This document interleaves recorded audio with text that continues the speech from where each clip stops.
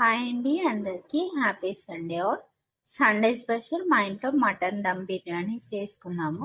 ఎలా చేసుకున్నామో చూపిస్తాను, చూడండి. 1/2 kg మటన్ తీసుకొని వాటర్ పోసి 2-3 టైమ్స్ మంచిగా వాష్ చేయాలి. ఇప్పుడు ఒక కుక్కర్ పెట్టుకొని వాష్ చేసిన మటన్ అంతా అందులో వేసుకోవాలి.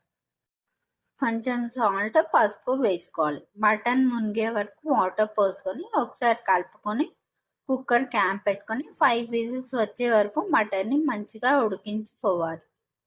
5 విజిల్స్ తర్వాత చూపిస్తున్న మటన్ మొత్తం మంచిగా ఉడికిపోయింది. ఇప్పుడు ఇంకో గిన్నె పెట్టుకొని ఆయిల్ వేసుకోవాలి. ఆయిల్ బాగా వేడాక ఆనియన్స్ వేసుకోవాలి. ఆయిల్లోనే ఆనియన్స్ని మంచిగా ఫ్రై చేసుకోవాలి. చూడండి, ఇలా గోల్డెన్ బ్రౌన్ కలర్ వచ్చే వరకు ఫ్రై చేసుకోవాలి. ఇప్పుడు ఆనియన్స్ కొంచెం చల్లగా అయ్యాక 2 స్పూన్ల కారం వేసుకోవాలి. 1 స్పూన్ సాల్ట్ వేసుకోవాలి. 1 స్పూన్ గరం మసాలా పౌడర్ వేసుకోవాలి. 1 స్పూన్ ధనియాల పౌడర్ వేసుకోవాలి.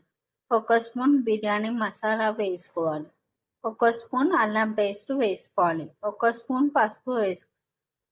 ఒక పెద్ద నిమ్మకాయ పిండుకోవాలి. పెరుగు వేసుకోవాలి. కొంచెం కొత్తిమీర, పుదీనా వేసుకోవాలి.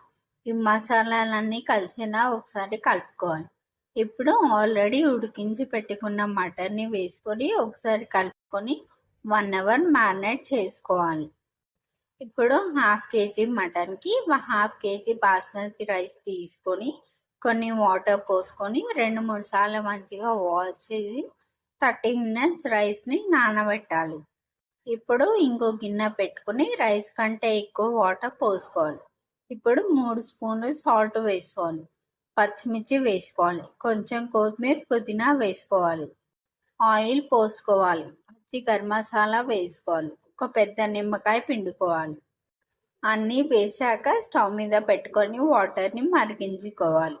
వాటర్ మరుగుతున్నాయి కదా, ఇప్పుడు ఆల్రెడీ నానబెట్టిన బాస్మతి రైస్ని వేసి 70% రైస్ని మంచిగా ఉడికించుకోవాలి. ఇప్పుడు మటన్ మ్యారినేట్ చేసిన గిన్నెలోకి రైస్ అంతా వేసుకోవాలి. రైస్ అంతా వేసాక గిన్నెకి క్యాప్ పెట్టుకొని పక్కన పెట్టుకోవాలి.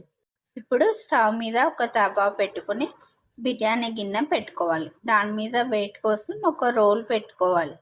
20 మినిట్స్ దమ్ చేసుకోవాలి. 20 మినిట్స్ తర్వాత చూపిస్తున్న వేడి వేడి మటన్ దమ్ బిర్యానీ రెడీ అయింది. పీస్ చూడండి ఎంత సాఫ్ట్గా జ్యూసీగా ఉందో. సో మీరు కూడా తప్పకుండా ట్రై చేయండి.